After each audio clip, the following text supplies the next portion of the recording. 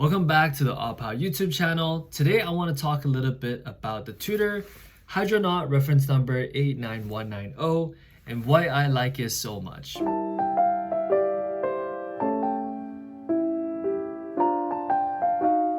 I've had this watch for about a week now and I just don't want to take it off my wrist. It is so perfect. I had a bit of difficulty in the beginning with how big the crown guards are, but after I sized it properly and after I got used to wearing it and after I did a few push-ups, it stopped sliding around on my wrist. And yeah, now it's just, I feel like it's such a perfect fit of a watch, and I'll go into the fit a little bit more in this video.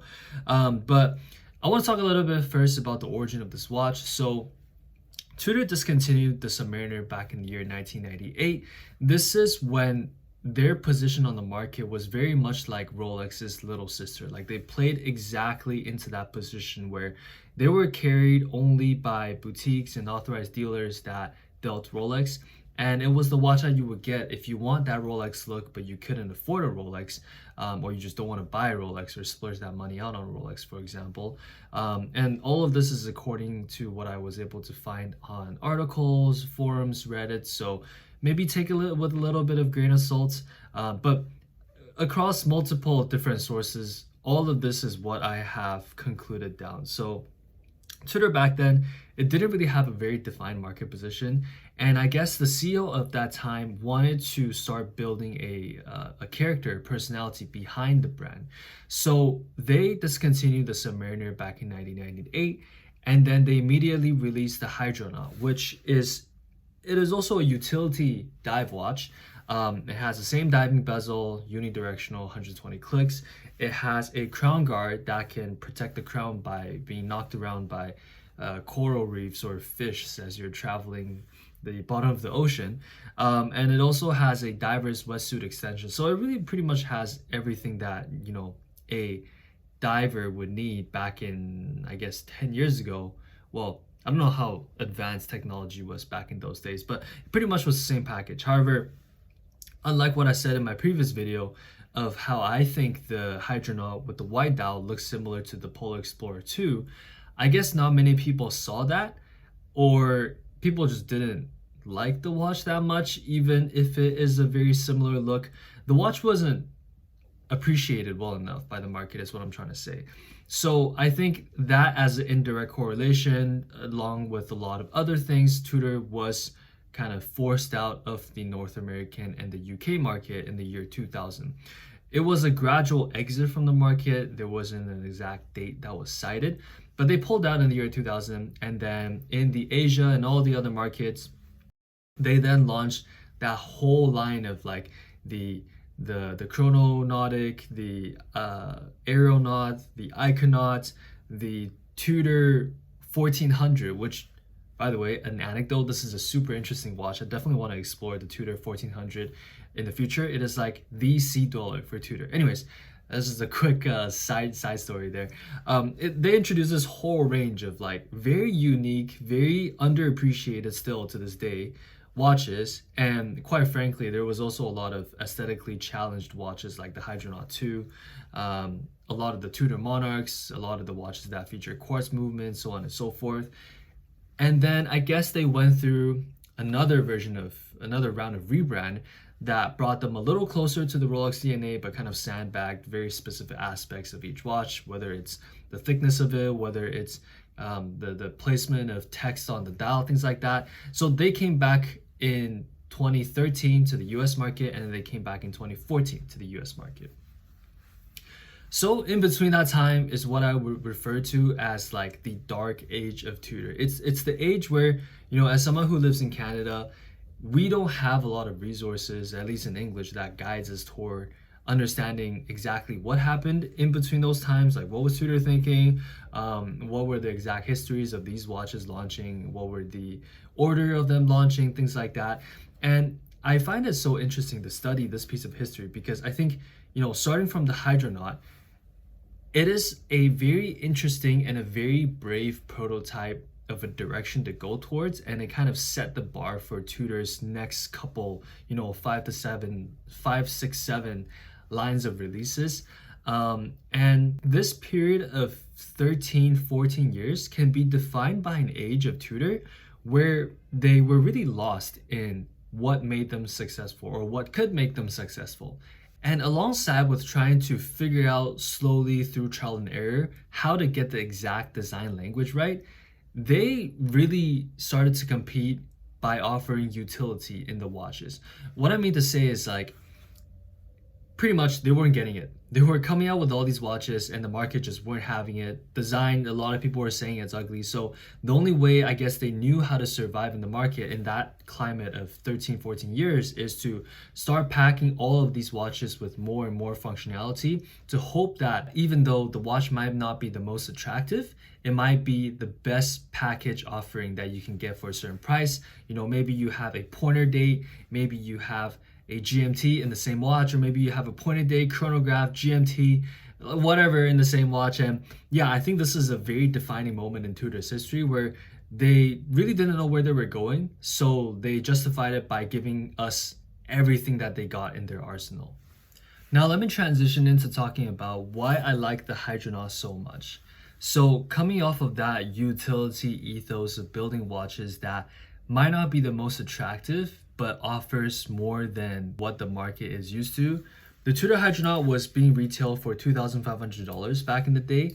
And for a watch that is this entry level diver watch that was meant to be a new experimental R&D product that came out to the market, the watch packs a lot to offer. It has a ETA 2824 movement, which is very easily serviceable by any watchmaker. It has a very solid depth rating of 200 meters. It has probably the most characteristic and the coolest crown guard I've ever seen. Like, this crown guard is so excessively big, it might as well be on a Panerai. And the clasp is always so well engineered as well. Like, you wouldn't expect to see these days a diver extension clasp on a sub $3,000 or even sub $5,000 watch. And yeah, this watch has it. And also the bracelet. I want to talk about the Jubilee style bracelet for a second. Like, it's very well executed. I feel like glows a lot better. Like the polished part shines a lot better than all the other Jubilee style bracelets in the market in those days. And also Justin Tudor's own catalog. This is by experience, but I feel like looking at this bracelet compared to some of the Jubilee style bracelets I've seen out there, this one just pops a lot more. The watch also features drill lugs, which makes changing straps very easy. If you want to snap on like an alligator strap, could you imagine that, like a glossy green alligator strap on a Hydronaut? Or maybe like a vintage style leather strap with those two stitching on the side. I think that would be very cool, and it's definitely, you know, very easy to try. I don't actually have a lot of 20, yeah, I don't have any 20 millimeter NATO straps, or sorry, not NATO straps, leather straps right now, which is kind of weird to think about because yeah, all my watches are on bracelet. It's either on bracelet or a NATO strap. I'm gonna take a look, and if I can find any straps, I'll throw some pictures up. I'll try it out for you guys. But yeah, it's definitely gonna be, you know, easy to change straps, or if you want to take your bracelet off and clean it, things like that. And also the watch features Luminova lume, so it's not tritium, unfortunately, so it's not gonna patina or anything, turn yellow or brown, but it's also not super luminova, which glows very brightly. And for me, I think this is one of the only complaints I have about this watch, because luminova, in my own opinion, is probably the worst of the bunch. It's not the most functional because it doesn't have the brightest glow after like say 30 minutes to an hour, but also it doesn't turn into that creamy patina color after years of wear. Let me try talking about the pros and cons of this watch just based on my very early experience so far. I'll start off with the pros. So definitely its price point is so aggressive. It is so well packaged for a currently $3,000 to $4,000 watch. Future odd pad here. The audio got kind of messed up in this part, so I just wanted to add this now. The second reason why I like the Hydronaut so much is because of the crown guard. I just love how much character is in that thing. It is so oversized and so powerful looking. I don't know, it's just something about that crown guard. It's just, for someone that never owned a watch with like a Panerai type crown guard, I just really like this design. And you know, my wrist is 6.75 inches, Initially, I found that the crown guard was a little bit too big for my liking or from what I'm used to. Like it kept poking into this part, the well whatever, yeah, it kept poking into my wrist essentially. But after sizing it correctly, I never really had a problem, and now it's my favorite part of the watch. And lastly, I want to add one of the major attractions for me for this watch is that it is so underrated. You are probably never going to find another person with the same watch on your wrist, which for someone who lives in Vancouver, Canada, it's a pretty big city as far as Canada goes. I've seen so many Tudor Black Bays on the wrist of people. I've seen a lot of, just Datejust, OPs, things like that. But for the Hydronaut, like, this wasn't even being sold in North America. And, for someone to love the watch this much to source one or buy one overseas and bring it back, like, they're probably in the single digits and you'll probably never see one on anyone's wrist. With that being said, though, I do think if you like vintage Tudors, if you like neo-vintage Tudors, if you like dive watches that offer a ton of utility, you should definitely pick one up while they are still affordable. I don't think they're gonna explode in price or anything like that anytime soon, but with these things, you never know. I'm also pretty sure Tudor's not gonna remake or relaunch the Hydronaut line. Like that's something that they're clearly trying to hide right now instead of giving us more of it. But yeah, you never know. Like just last year, Tudor launched the only watch, and it was the Prince Chrono, and I was so surprised, and I was like, "Whoa!" When I saw it, my own 79260 Prince Chrono was in service. I was like, "Huh, that's pretty interesting." How they would revisit their catalog like that, and then launch like a appreciation to their own history. And let's talk about the cons. To make it fair, I'll list three as well. So as I said, the lume is one of them. It doesn't glow very brightly, but it also doesn't age as beautifully as tritium does. The other two is regarding acquiring this watch, funnily enough. So securing one for yourself is a little tricky. The first one comes down to the condition of this watch. Because this watch was sold so cheaply in the past, like it was $2,500, but I've also seen posts on forums and Reddit saying that dealers would pretty much just give these away at like half off or 40% off. And especially in around the year 2000 when all the dealers were pulling out of the North American market of Tudor, when Tudor was pulling out of the North American market, dealers would just dump them at pretty much cost. And being so cheap during that time, they were being worn around as literally tool watch, beater watches. And if you take a quick look at eBay or Chrono24, you're mostly going to find pieces that have been polished. It's either the crown guard has been polished, you'll find pieces with like, kind of weirdly polished lugs that aren't really supposed to be. You'll find pieces with just so much less metal on the case back itself. That's another major tell of how a Hydronaut has been polished. And overall, like it's just very hard to find a Hydronaut in good condition that hasn't been polished, hasn't been overly polished, and also hasn't been overly dinged up. Personally, for me, I've been searching for a Hydronaut in this unpolished and decent condition for about a year and a half now. And that really just speaks to how rare it is to come by, in my opinion.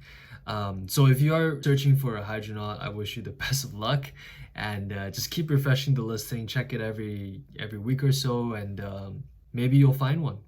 And the last and final con I can think about this watch, and I've thought very long and hard. It is very hard to pick out, but also like the previous one, this one has to do with acquiring it as well. So the fact that it wasn't a watch that was prominent in the North American market, assuming you are watching from the US or Canada or even the UK, if you want to get a Hydronaut, you either have to buy one from overseas and ship it over and pay import duties, or you need to fly out to Japan, for example, pick one up, try to get it in without paying import. I don't want to talk too much about the legalities of that, but you get what I'm saying, right? Like when you're buying this watch, it's always going to be more than what you can probably sell it for reasonably. Like let's say this watch is $3,000 on Chrono24, and then take that example further and say there's 10 other watch collectors in your city that are lukewarm about the watch. Like they wouldn't mind having it, but they definitely wouldn't be crazy enough to chase after it. So for that $3,000 watch, if you want to get it into, say, Vancouver, for example, this is pretty much my example, right? I paid $3,000 to this guy in Thailand to ship the watch over, and then I got hit by almost $500 of import duty. So now I'm pretty much down $3,500. Now, if I ever want to move the watch on, let's say for example, locally first, I would post on Craigslist, Marketplace, things like that. If these 10 collectors sell it, they're gonna say, hey, could you do 2,800? Could you do 2,600, right?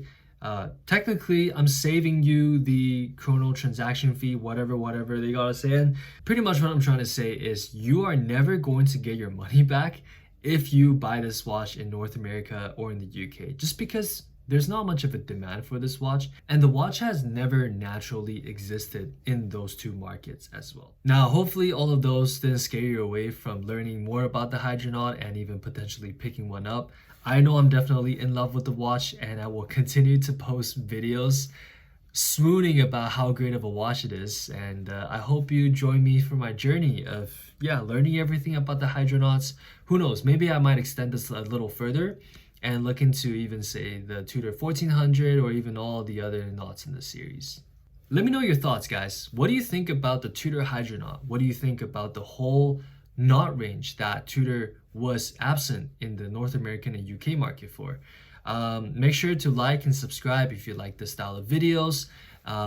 Hit the notification bell to make sure you get notified when I post a new video.